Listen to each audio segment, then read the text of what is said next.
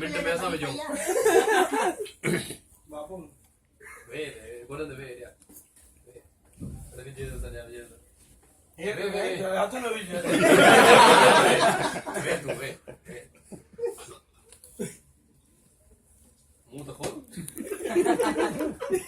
क्यों खोली तो मुंह में रैम कयो नहीं बड़े बड़े टाइम हुआ हां जा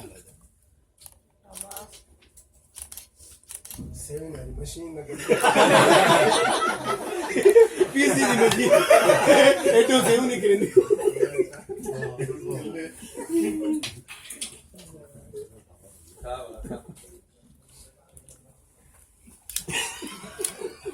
पेट बढ़ गई तब नहीं हो हाय दमो हां तो पे तो बढ़ गया एक दर्शन वाली मिठी वाली गाल दी है खा तू यार मैंने निकल में फातो पे तू बड़े बोल फातो तो क्या 5 मिनट 4 पूरा न कई पोहे भी खाना बंद सजो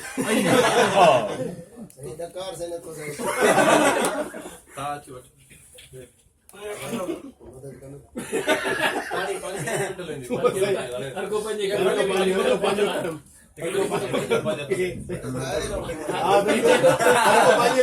मदद करो भाई हर को पंजे कर्म में भागीदार